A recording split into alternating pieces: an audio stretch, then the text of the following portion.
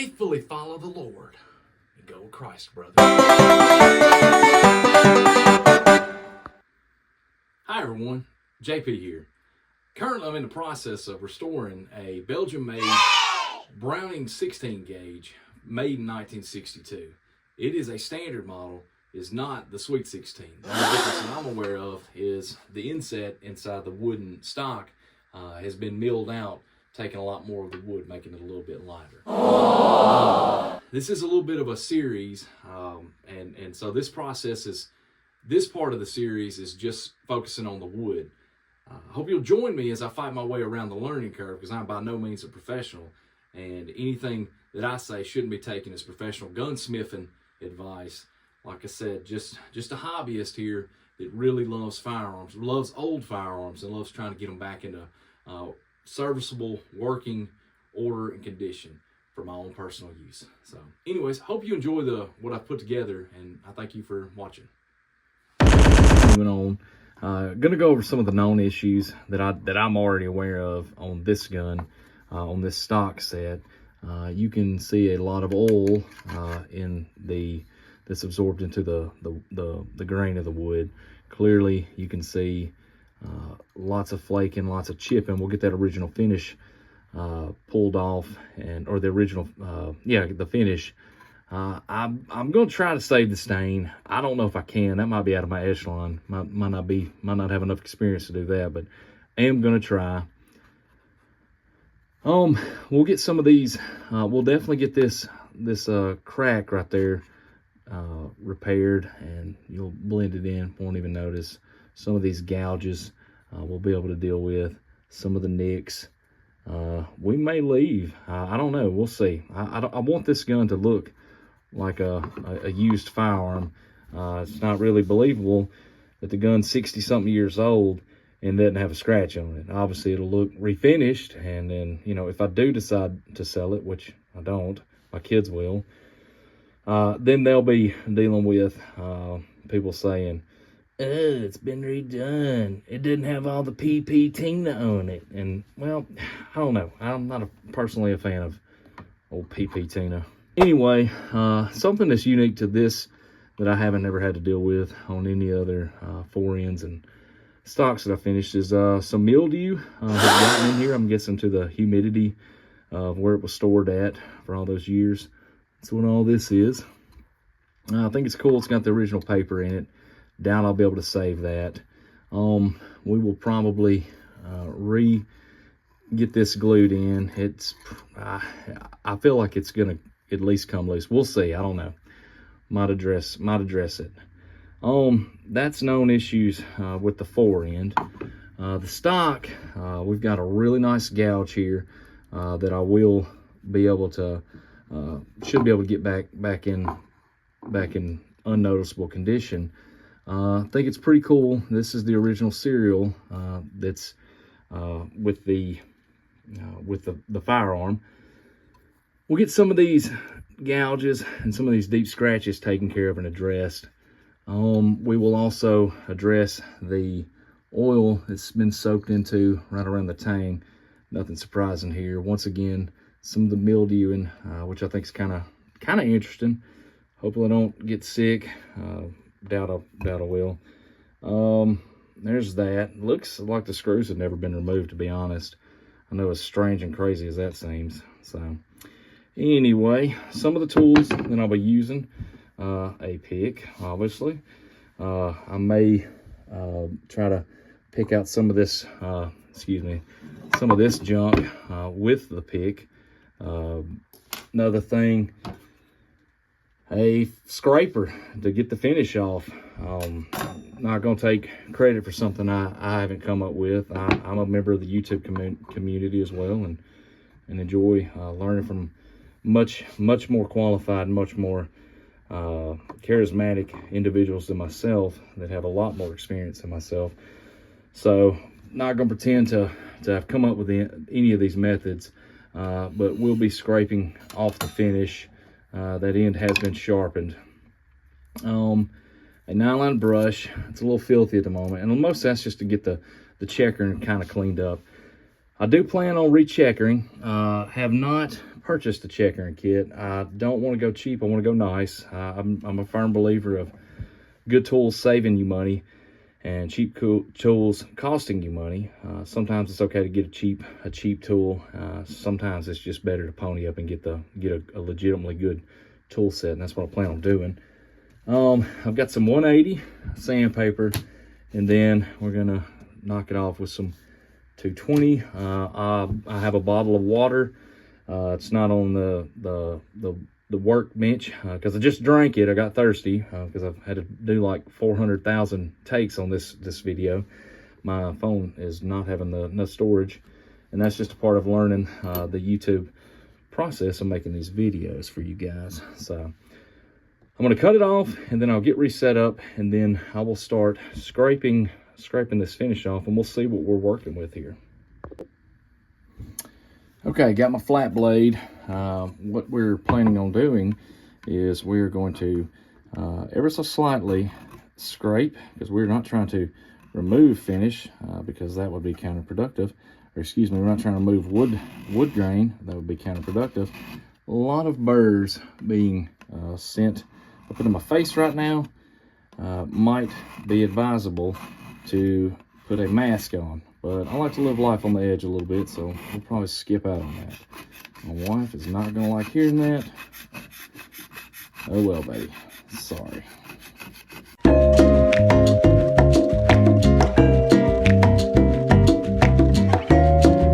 want to really smell the grain of the wood, this old dirty mildew encrusted wood. Wasn't taken care of by somebody. To really get down there on it, you know what I mean? I like to smell this process. I'm gonna start working on this rounded knob. Gotta watch how I word that in today's society. Wasn't a thing back in the day when this gun was made to refer to a knob.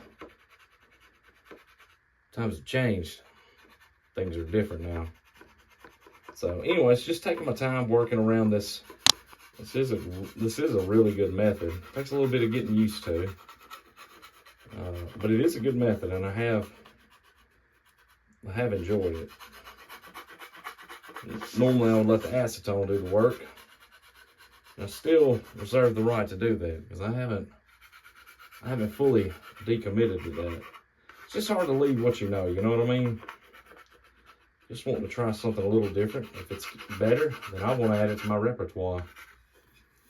That's how you would say that. Just continue to work my way around the stock.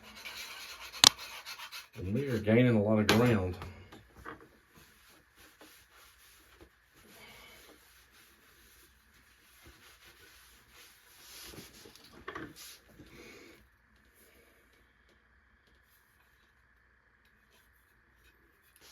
You can really see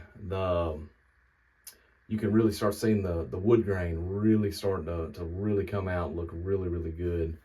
I'm gonna try my best to preserve that. I love this this European walnut, Egyptian walnut.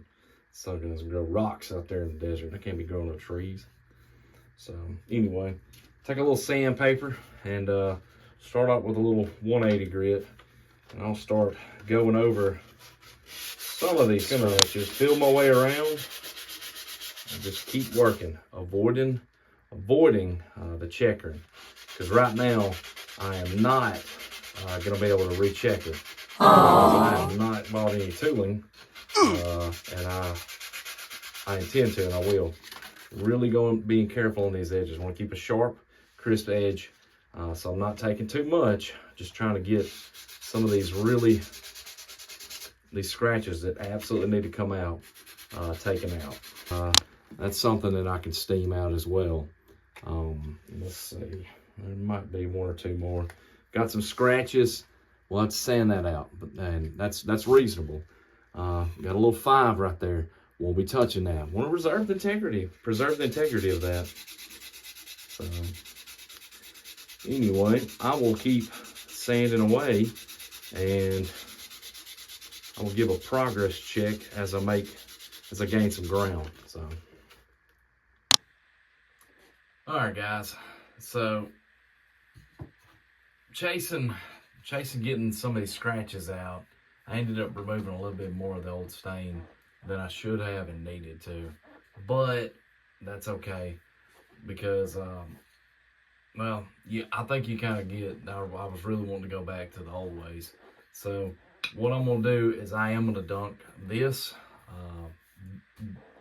this stock in acetone. I'm going to let it soak for the rest of the night. All right, once again, not a professional, so use at your own risk. I've done it a few times, so it's not that big of a deal to me. You got a waterproof container. I'm actually going to set this in the garage once I'm done filling it up enough to submerge this stock. I'm going to put it in there. Once it's in there, conveniently I've placed some name brand acetone. This in here. Probably should use goggles. Like I said, I'm not a professional, so use at your own risk.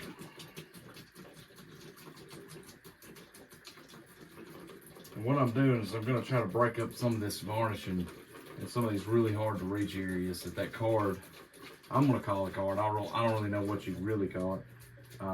Some of these places that I just couldn't reach. All right, gonna try to freehand this for a second, but you can see I've got it in there. It will go underwater, and what I'll do is I'll take something to hold it down, to put the lid. Right now I've just got some empty reloading bottles made of plastic, so that's probably what I'm about to put down in there to keep it submerged. What I'll do, it's been in here a few minutes. I'll take a little nylon brush and I'll scrub into some of the checkering, and just a lot of it's already broke up. I'm still probably gonna soak it overnight just to give it that little extra, whatever, just to give it a little extra drawing power to really get this oil off this tang, which is really common for these humpbacks, since that was where metal met wood, and people generally were pretty liberal with the lubricant, and so a lot of times they just sloshed it in, and that's just where it happened to get absorbed. So I will check back with you guys probably tomorrow. All right, thank you. All right, guys, I'm gonna undo this, show you what we're working with. Acetone on the inside. Got my little bottle that kept my gun stock submerged. You know, we're not gonna be shy. We're just gonna reach in there. Just gonna make sure we drain all the acetone out, because it's going to be in a lot of random places. So you can see it's already starting to dry. You can see how it's whitening over. A little rubbing alcohol will get that weird, whatever that is, and we'll get that wiped off. And then you can see how just the glare of the light, how that really ripped a lot of that finish off. We still got some oil to kind of address, but give me a second to get set up and I'll show you how to do that.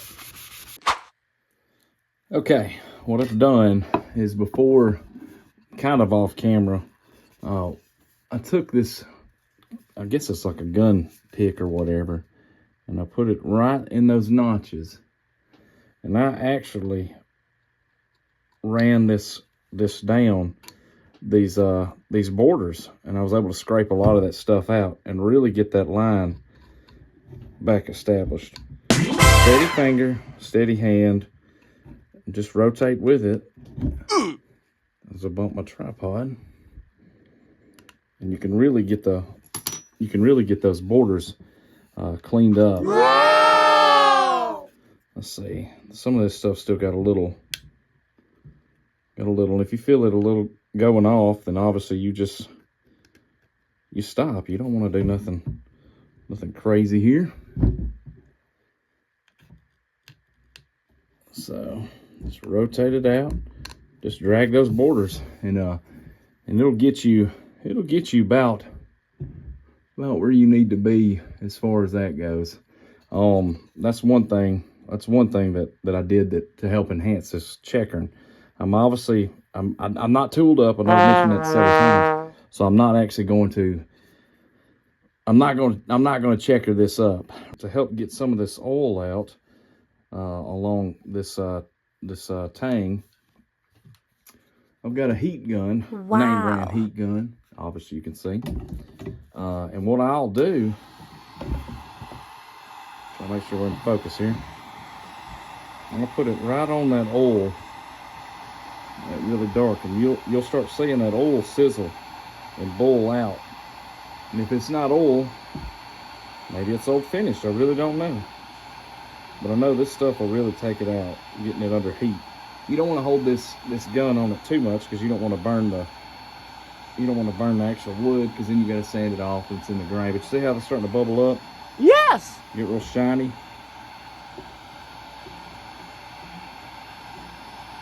So that's all we're doing, is we're drawing that out. Keeping it hot. Putting the gun on it. Just drawing that oil out. Once we get it out, we'll take a rag. We'll just wipe it all down there. What I'll do also is I'll take a little alcohol. And this will really help it out too. But I'll dab it. And I'll start working that alcohol in it. And that helps really pull that out. And eventually, after enough times of heating, drawing, and alcohol wiping, along with this guy,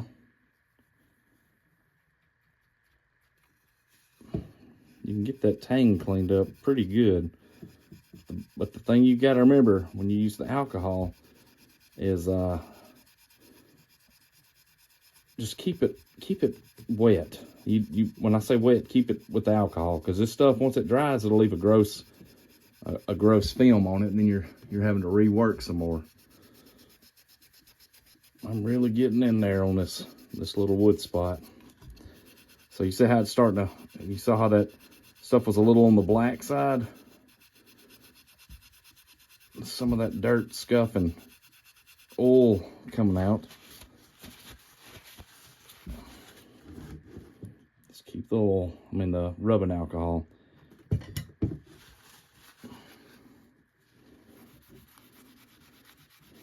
When it gets in the checkering, one thing I like to do, a little old toothbrush, which has been a pretty good friend of mine. Just really saturated with that alcohol. You can really get that stuff scrubbed out.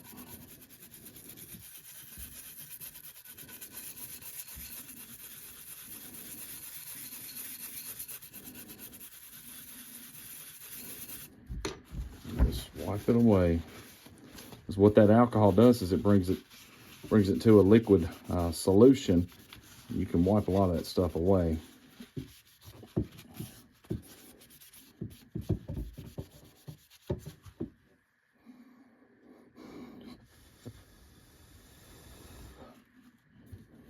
A little heat on it, help it dry out a little bit quicker.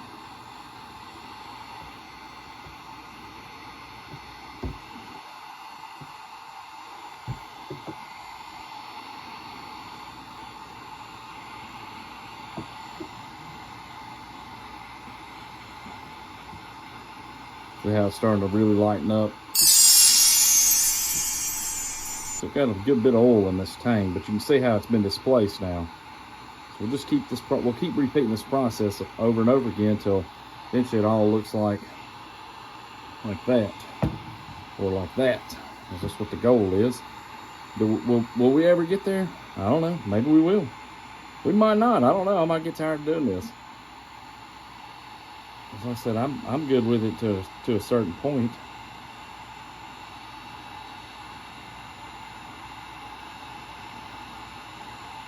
Drawing it out, adding heat. This is a low heat setting.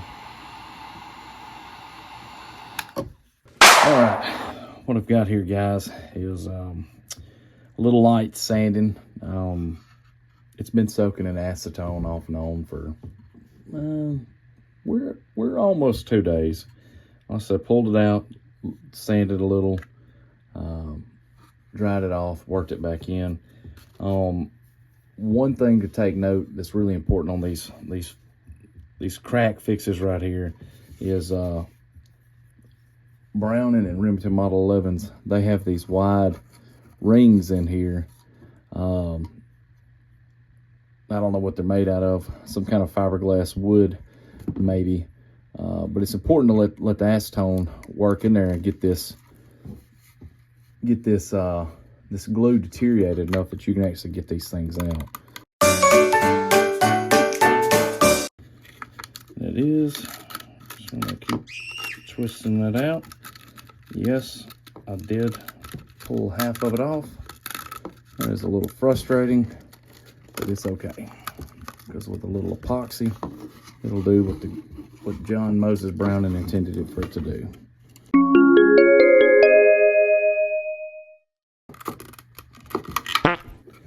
There it is. Okay, all right, what we got now is, you can see how, I assume you can see I've taken toothpicks and I've already inserted them in these cracks just to get them split open.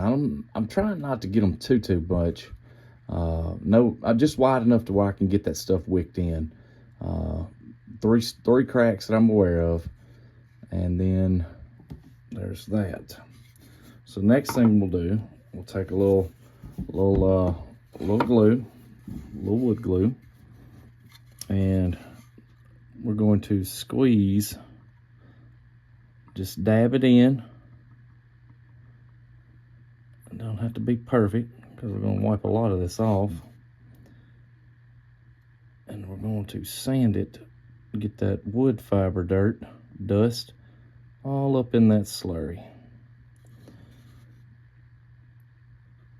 Okay.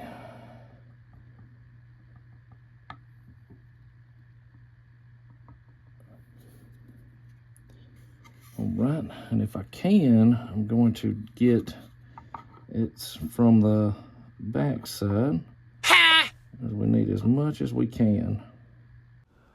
Basically, I sped this up because I didn't see a point in you watching me jam a toothpick full of wood glue into these cracks. If you'll notice, I'm kind of rolling the toothpick delicately and slightly into the crack, and I'm rolling a lot of that wood glue deep down in it. The video clip does cut off because I ran out of storage, but what ends up happening is I pull the clips and I wipe the wood glue off with a damp cloth. I have a damp cloth at the ready. And what we're going to do is we're going to pull these pins. Okay, see all that sandwiched out? Some good stuff. So, we're still going and we're going to separate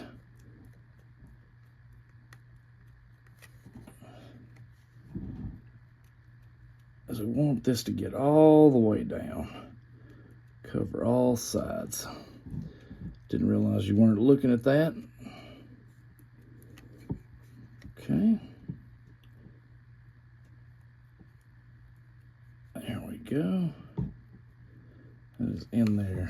All right, damp cloth at the ready. Going to wipe. That was just something that had gotten where it wasn't supposed to. Going to wipe, wipe, wipe.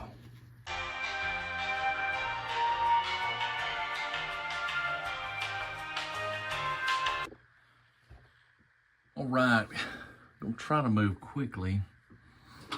Hope you're recording. You are. Okay, good. All right, we are going to try to move quickly and do this repair. What I've done is, you can see this repair. There is a chunk that has broken off. You can see it, and I will have to pull it out. Okay, I lost it, and I found it. Okay, so what I've done is off screen is I've mixed up a little epoxy. So, it don't take much, I promise. I don't know if you guys noticed or not, but I do like working with toothpicks. So, let's try this without getting it everywhere. Oh my gosh, it's hard to do this on camera. Ah! Alright, boys and girls.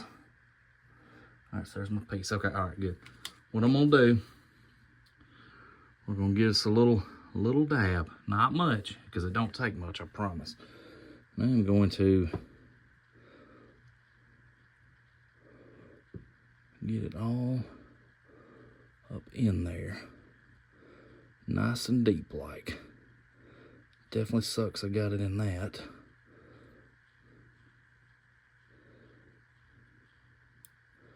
But it's there.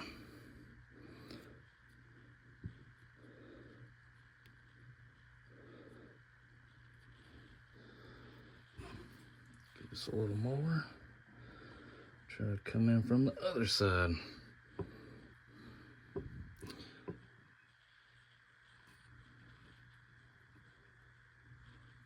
This is really difficult to do this on camera. Okay, got the epoxy. Get my little wood fragment. Okay, dark side is going to go down. I just happen to remember that. Okay, get up in there. No. What have we done?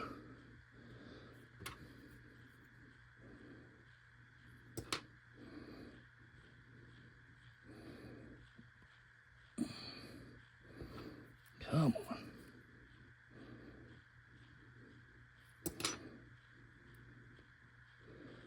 There we go. Whew. All right. Good. So we've got that. Give it the old clamperoni. I'm going to try to clamp it. All right. We are going to attempt to get all this back in here. All right. Long story short, we got some epoxy mixed up. We're going to put this rubber ring back in here. Or rubber ring. We're going to put this ring back in here. And we're going to glue it. A couple things that I need.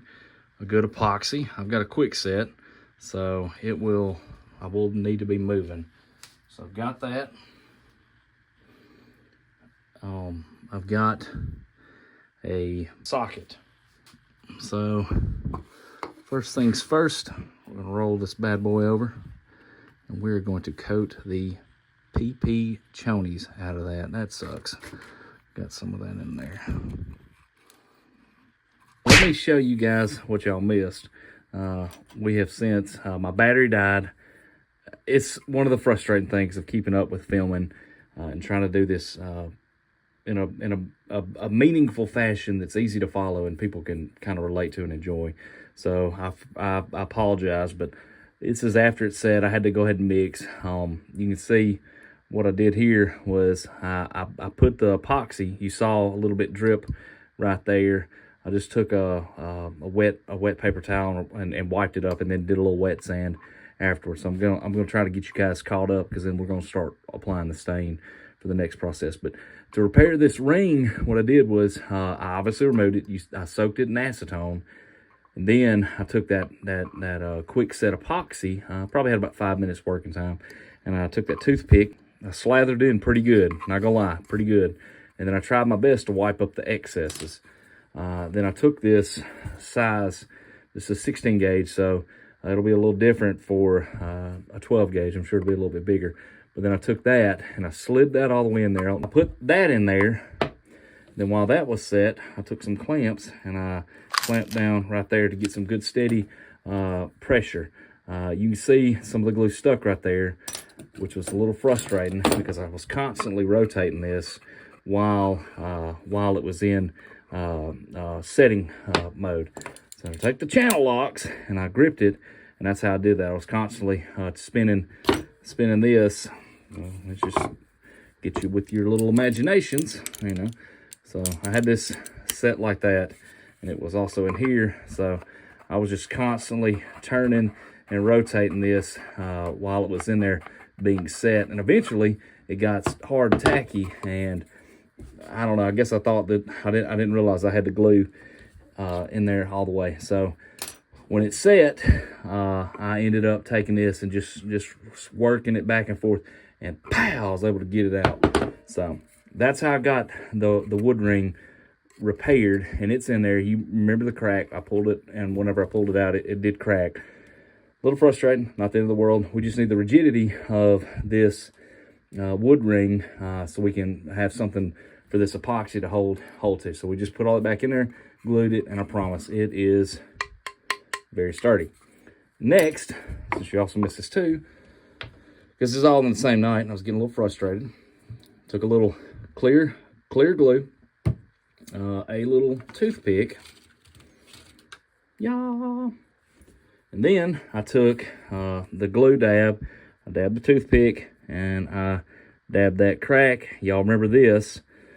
Just filled that with that clear set, and then took a block sander and some 180 grit. I did want that firm grit, and I got a little wild and crazy with it. So you can see a little bit of staining from the epoxy getting on there. So that's where we're at right now with filling 3 cracks is what we ended up repairing in this forend. This one blended really well. Let me find it. I think that's 1 crack. Yep, it is. 1, 2, and 3. And then I guess it was 4 cracks. 1, 2, 3. Okay, I don't know. There's 3 or 4 cracks. I don't even remember at this point. Maybe it was just 3. So eventually we worked that all and filled that in. To keep the sawdust out, I kept this pick, because you're going to go over this a little bit whenever you're working that close to it. I kept that pick, and I kept that stabbed out and rounded off. So okay, next things next. Without bumping the tripod 450 times. Getting started. What we've got, I've got a little distilled water. I really don't know if it makes a difference. In my mind, I feel like it would. Tap water, I know it's got a lot of harsh chemicals in it, and we're trying to get this wood grain as clean and as good as possible. You can see I've got a little bit of a deep scratch. I've able to get most of this other stuff. You can see another imperfection right there. That was a deep gouge. I know I was able to get that one taken care of by this method that I'm about to show you. Did I invent any of these methods? Absolutely not. That'd be preposterous. I'm not a preposterous person. So of course I didn't invent all these things. A little distilled water on the surface of the wood. We're going to take our heat gun, and we're going to warm that. We're going to dry that. We're going to dry that wood immediately, and what that does is raise the wood grain. And we're going to put some sand papyrus on it. Interesting fact. Feels like I remember this when I was a kid. Paper is called papyrus because it was made in Egypt a long time ago out of, I want to say, cattails. Do I know if that's true or not? I don't know. Maybe somebody could fact check me and get back with me and let me know. So we've done a lot of the 180 grit sanding. Unfortunately, that was when I was having a lot of phone issues. So I didn't get anything of any value or quality. So this is actually a 220 sanding. Tuck that right back in there. So going with the grain, we're just going to sand that light scratch out. And all we're doing is we're lowering this grain, giving this a satin smooth finish. It's going to be really soft to touch. Velvety even. Velvety. So you saw how I worked over to that other imperfection. It was a nice little gouge in the wood, and now it is just about, should be perfectly blended in. Just working over all those edges, long, broad strokes. Back over here to that scratch. It'll show up in that finish. It won't look wonderful, but like I said, the goal here is not perfection, believability. So I guess that's some oil or something that got onto the stock. Probably laying on this old filthy bench, reload bench. It's been a lot of stuff spilled on this bench. I'll just go ahead and be the first ones to tell you. So anyways, I've worked my way all the way around this at one point in time with sandpaper. And really, like I said, just long strokes. The goal here is not to remove more than we have to, which is probably a good principle to live in general. Don't take more than what you need. Just take as much as, don't take more than you want, take as much as you need. I don't know if that's how it's even worded. So anyways, there's that. And then with a good clean rag, which is pretty much non-existent where I'm at because I'm always using them. But this is a fairly clean rag. I'm gonna wipe a lot of that sawdust off. Knocking my stuff. So still got a little work to do. So what I'll do is I'll keep sanding that down just a little bit, and then we will start to the next phase, and that will be a pre-stain. So, oh joy, how much fun will that be? Loads of fun. That's how much it'll be. Thank you for watching. Please consider watching the next video in the series, Staining and Finishing. I love you guys. Jesus loves you, my brother.